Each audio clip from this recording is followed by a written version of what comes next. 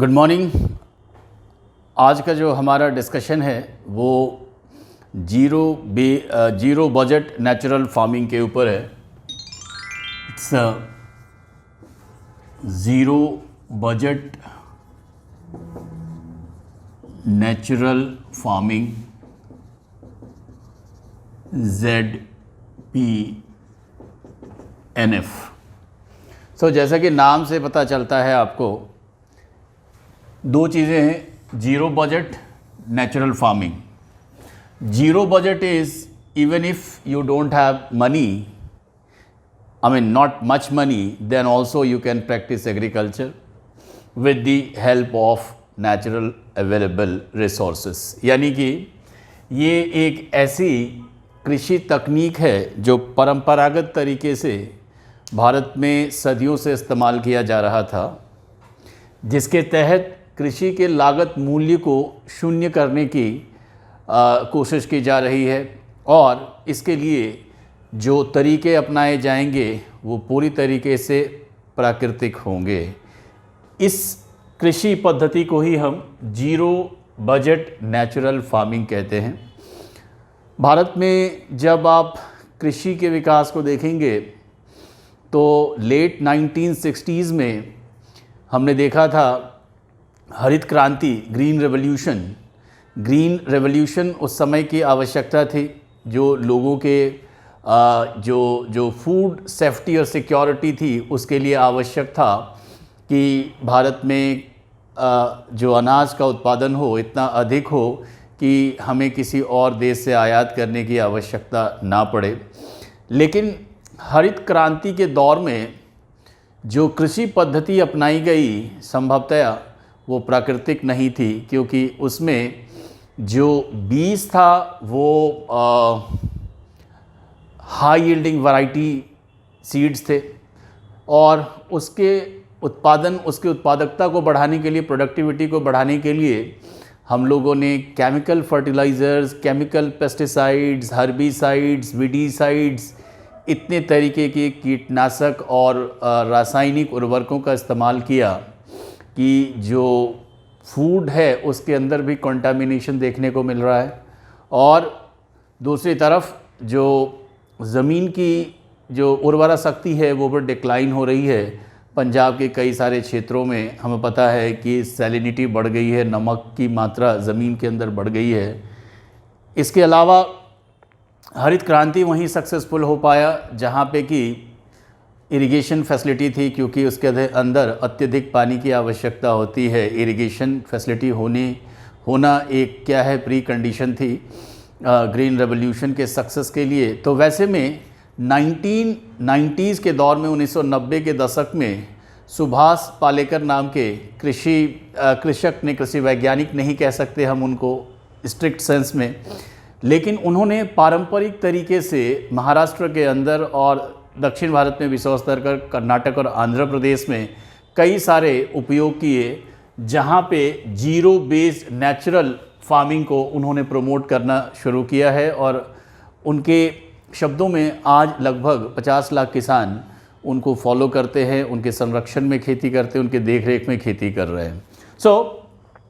हमें पता है कि जो ग्रीन रेवोल्यूशन है वो एक कॉमर्शियल एग्रीकल्चर जैसा है, जहाँ पे कि अत्यधिक लागत की आवश्यकता होती है। We need to invest lot of capital, we need to buy seeds, fertilisers, pesticides, we need to have irrigation facility. अगर इरिगेशन फैसिलिटी नहीं है तो आपको पंप से पानी बाहर निकालना होगा, ज़मीन का पानी, अंडरग्राउंड वाटर को।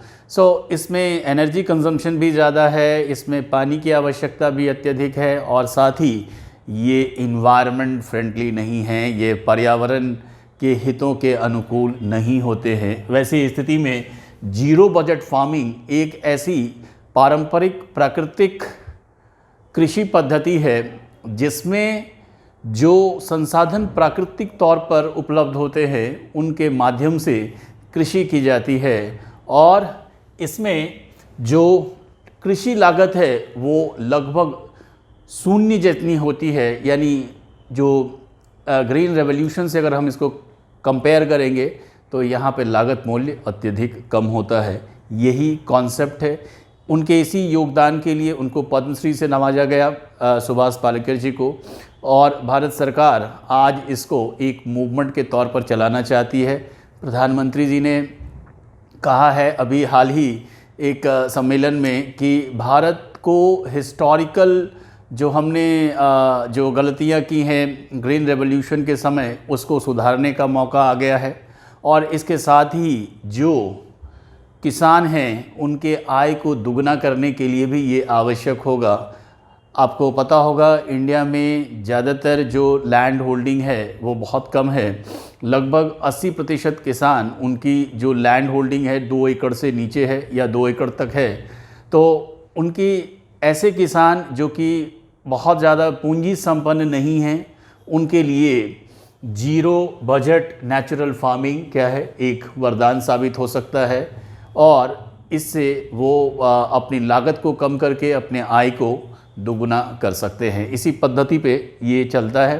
तो अगर इसके हम बेनिफिट्स के बारे में बात करें तो जो पहला बेनिफिट है वो ये है कि ये सामाजिक और पर्यावरण के अनुकूल है। यानी जो इस खेती के लिए आवश्यकता बताई जाती है, इसमें कोई बहुत स्किल्ड मैन पावर की ज़रूरत नहीं है। यानी कि जो अवेलेबल स्किल हैं किसानों के पास, पारंपरिक तरीके से जिस तरीके से वो खेती करते आए हैं, उनसे वो खेती कर सकते हैं। पर्यावरण की दृष्टि से इसलिए ये अनुकूल है कि इससे ना तो ग्रीन हाउस गैसेस का इमिशन हो रहा है, ना ही पानी की अत्यधिक आवश्यकता पड़ रही है, और ना ही एनर्जी का एक्सेसिव कंजम्पशन है।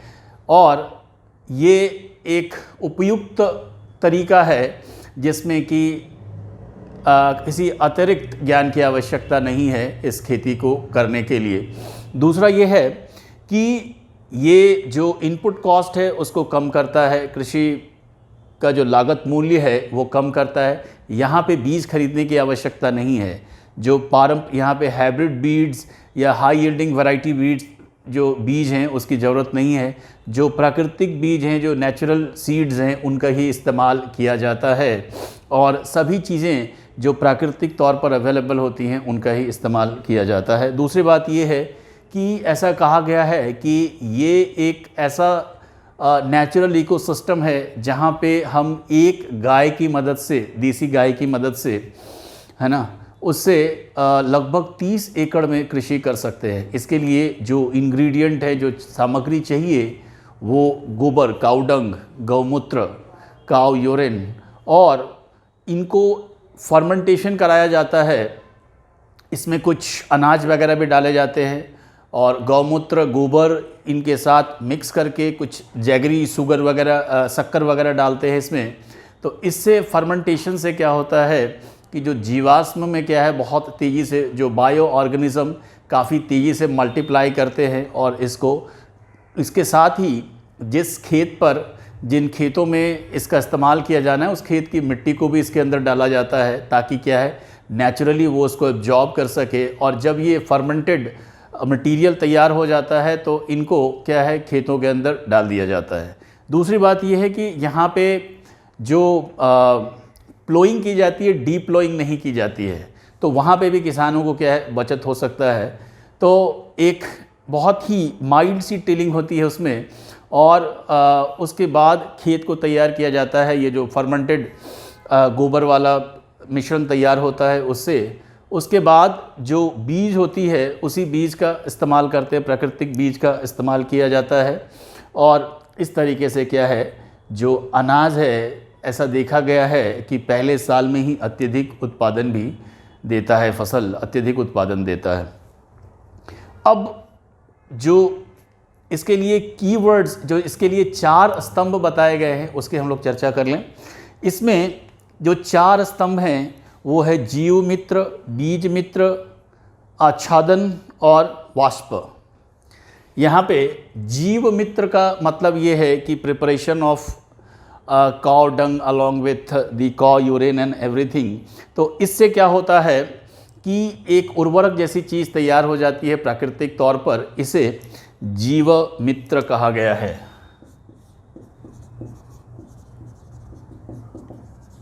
सो पहला पिलर है जीवामित्र, जहाँ पे कि काउ डंग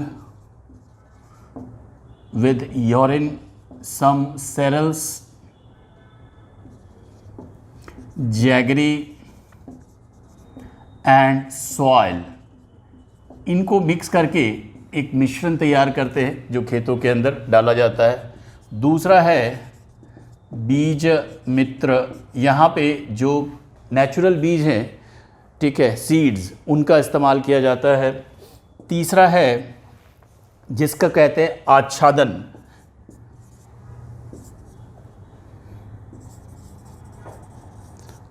आच्छादन का मतलब उसको कवर अप करना है, यानी मल्चिंग, यानी लैंड मॉइस्चर को रिटेन करने के लिए जो स्ट्रॉ हैं या पत्ते वगैरह, सूखे पत्ते वगैरह, उससे क्या है उनको ढका जाता है। और फोर्थ प्रोसेस क्या है, वास्प। वास्प मतलब इट इज़ बेसिकली मॉइस्चर।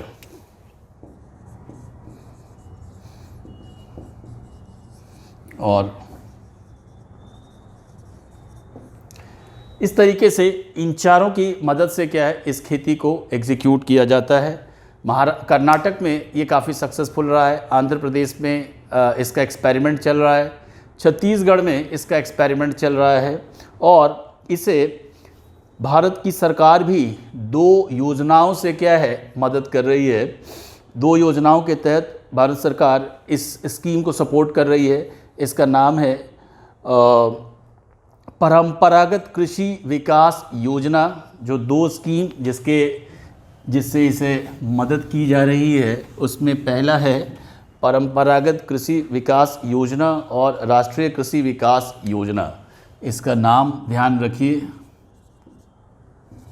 परंपरागत कृषि विकास योजना। और दूसरा है राष्ट्रीय कृषि विकास योजना,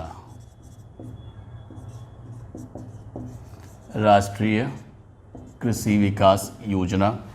इन दोनों के मदद से भारत सरकार इस स्कीम को प्रमोट कर रही है। ऑफ कोर्स इसके अलावा और भी कुछ स्कीम हैं जो इन दोनों के साथ साथ चल रही हैं, ठीक है।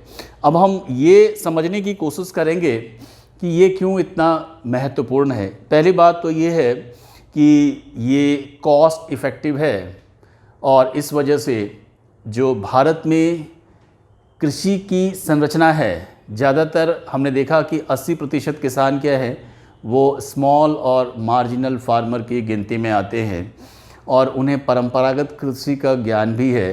तो अब उन्हें एक्सेसिव केमिकल फर्टिलाइज़र्स और पेस्टिसाइड्स ऐसी चीज़ों की आवश्यकता नहीं पड़ेगी। जीरो बजट फार्मिंग के बारे में कहा जाता है कि जो अन्य प्रचलित कृषि माध्यमों में जितने पानी की आवश्यकता है उसका मात्र 10% ही इसकी यहाँ पे जीरो बजट फार्मिंग में ज़रूरत पड़ती है। यानी अगर आप भारत के इरिगेशन फैसिलिटी को देखेंगे तो इंडिया में लगभग 34% एग्रीकल्चरल लैंड है जहाँ पे कि इरिगेशन फैसिलिटी है। इसका मतलब जो अन्य 65% एरिया है वहाँ पे भी इस कृषि को प्रैक्टिस किया जा सकता है। ये अपने आप में काफ़ी बड़ा वरदान है। यहाँ पे किसानों के लिए क्या है, एक वरदान जैसा साबित हो सकता है, राइट।